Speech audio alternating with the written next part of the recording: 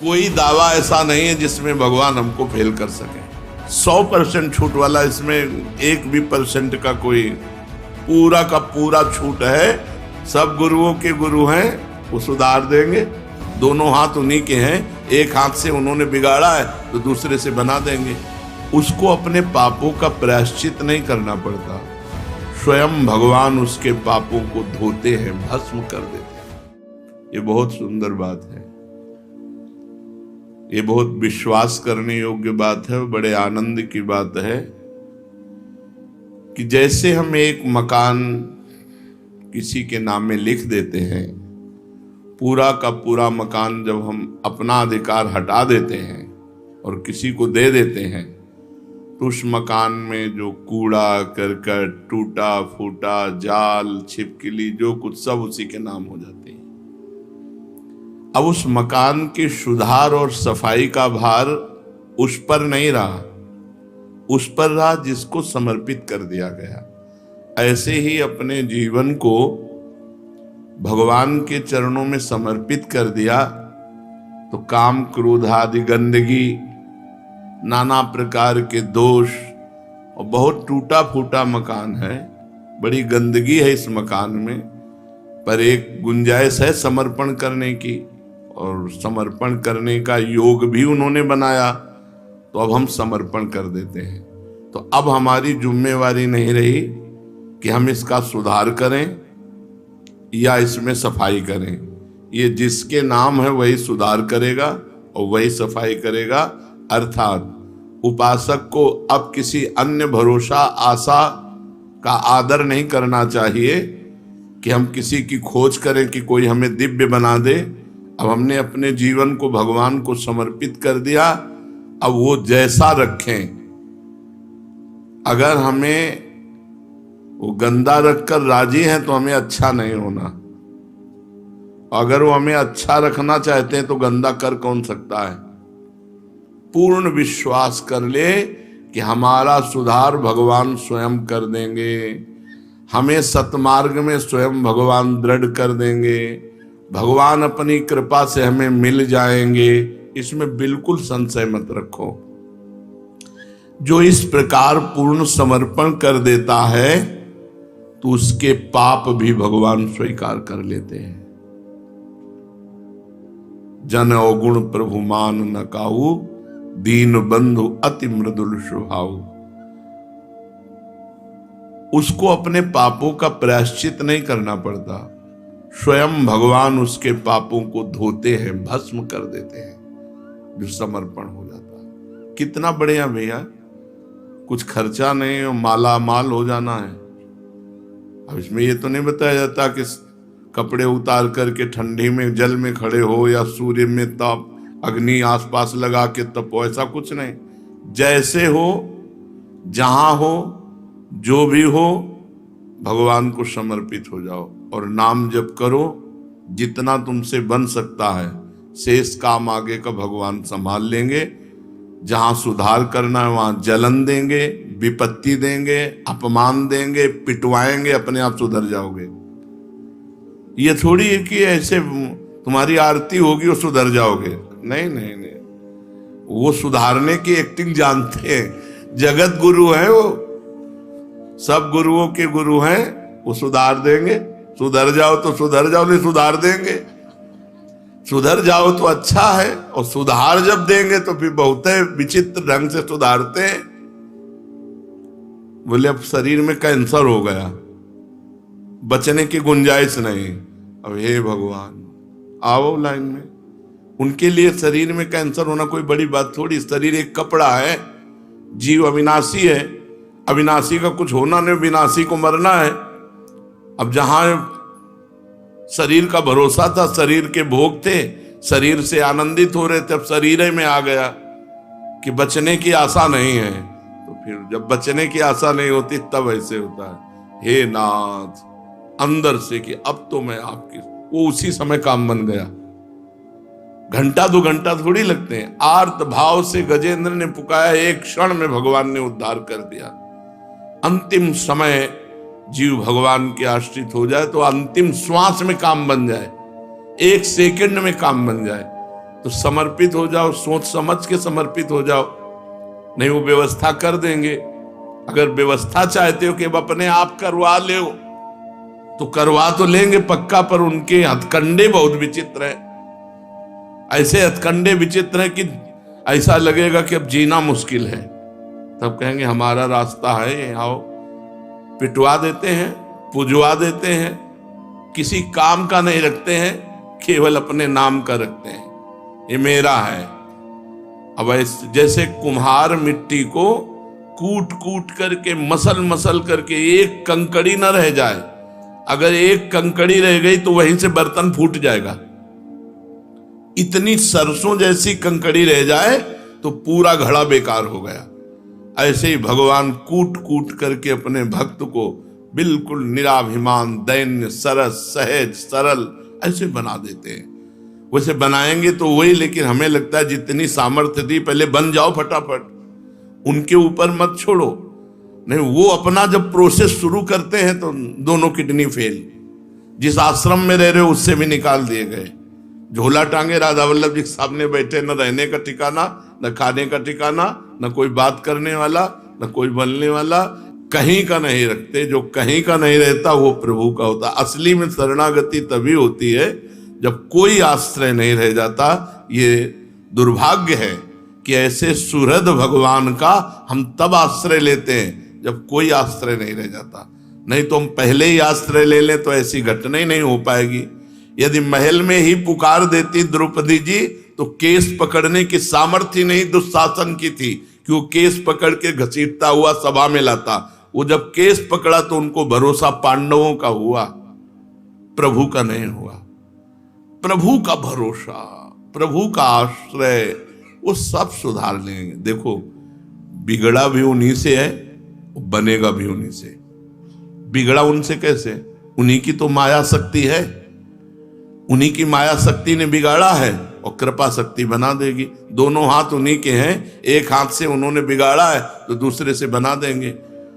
तीसरा कोई ऐसा नहीं है जो हमें बना सके।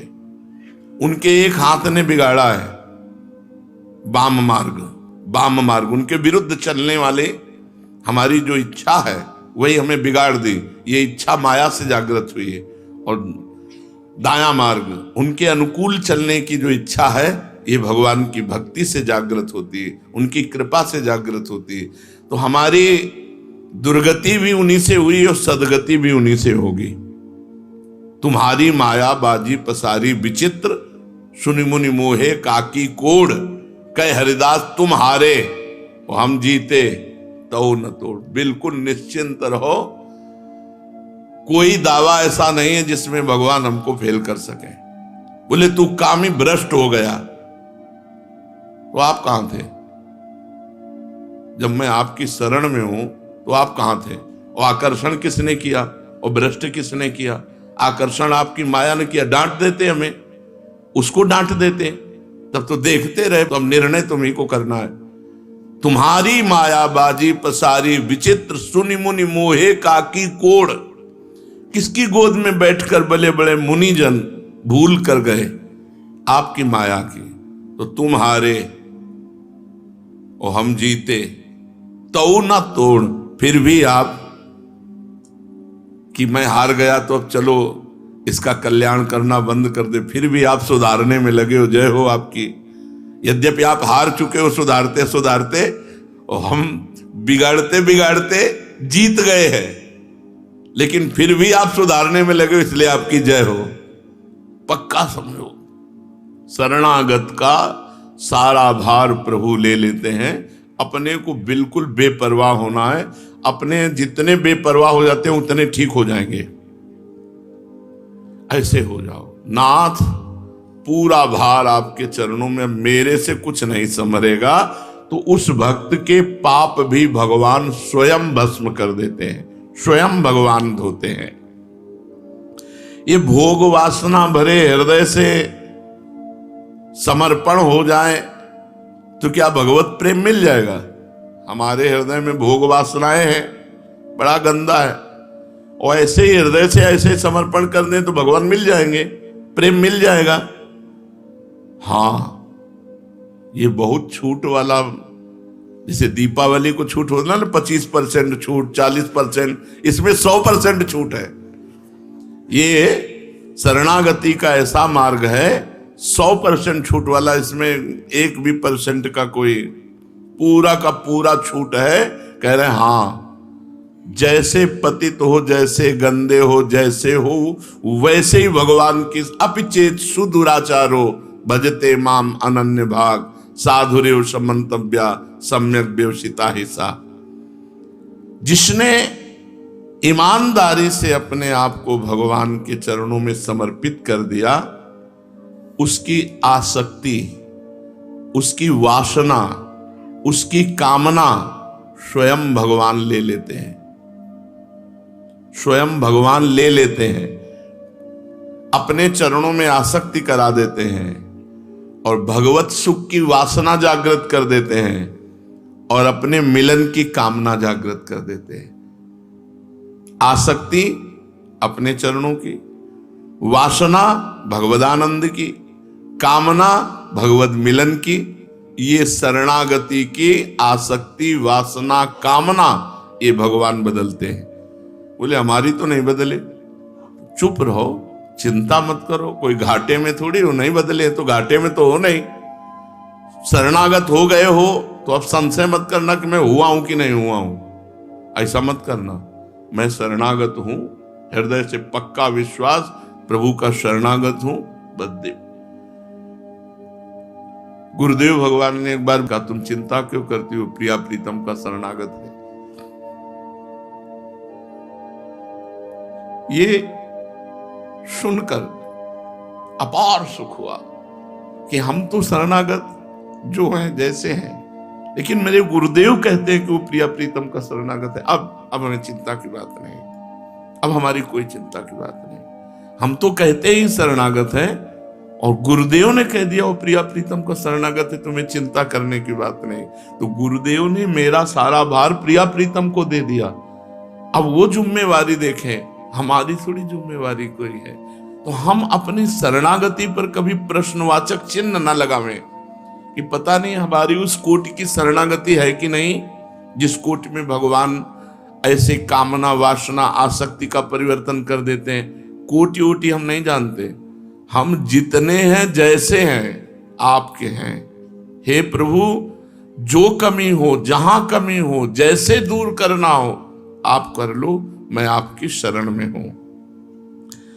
शरणापन्न भक्त को कोई कर्म करना चाहिए, हां, वो अथक परिश्रम करता है, वो कायर थोड़ी होता है। शरणागत भक्त अथक परिश्रम करता है, रात दिन प्रभु की आज्ञा का पालन करने के लिए वो सेवा में तत्पर रहता है। वो कायर नहीं होता कि बैठा है पैर पे पैर चढ़ाए और तो प्रभु की शरण में, ऐसा नहीं है। जो दिनचर्या है, जो कार्य है, वो तत्परता पूर्वक करता है, पर वो कार्य करता नहीं है। वो देख रहा है भगवान यंत्रवत मेरे से करवा रहे हैं, उसका कोई फल, उसकी कोई कामना नहीं, कोई वासना नहीं। उसके कर्म भाव से होते हैं, प्रातः से लेकर शयन तक। उस पर इतनी भगवान की कृपा होती है कि स्वयं भगवान प्रतिपल उसके समीप रहते हैं, उसकी चिंता करते हुए। यह शरणागति का आनंद है, प्रतिपल भगवान समीप रहते हैं उसकी चिंता करते हुए। भगवान का हृदय उमड़ता रहता है उसके प्रति कि ये मेरा है, मेरे को समर्पित है। जीव मात्र में भगवान की प्रीति है, सब मम प्रिय सब मम उपजाए। पर भगवान संग का और कृपा का अनुभव उसे ही कराते हैं जो शरणागत है। सब पर भगवान की प्रीति है, सब मम प्रिय सब मम उपजाए। पर कहते हैं मामेव ये प्रपद्यन्ते, तो माया में ताम तरंते। माया से वही तर सकता है जो मेरी शरण में आ गया। मामेव ये प्रपद्यन्ते, भगवान कहते हैं मत चित्ता मत प्रसादात सर्व दुर्गाणि तरिष्यति। जिसने मेरे को चित्त दे दिया तो मेरी कृपा से वो समस्त दुर्गुणों से पार हो जाता है। कहते हैं कि भगवान के एक बार सन्मुख हो जाओ तो सारे पाप भस्म हो जाते हैं। तो ये एक बार सन्मुख होना क्या है? अपने को पापों से बचाकर, आसुरी भाव का आश्रय छोड़कर, माया के द्वारा अपहृत ज्ञान को सत्कर्म और उपासना में पुनः करना भाव, अंदर का भाव समझो। इसमें जो लिखा है वो तो अंदर का भाव समझो। हे भगवान, आज तक तो मैं भटकता रहा, अब मैं आज आपकी शरण। ये सन्मुखता हो रही अंदर से। हे भगवान, आज तक भटकता रहा, कहां कैसे सुख मिले, कैसे शांति मिले, कैसे आनंद मिले, दया निधान, जीवन बर्बाद हो गया, कुछ लाभ नहीं मिला, अब मैं आपकी शरण में। यह सन्मुखता।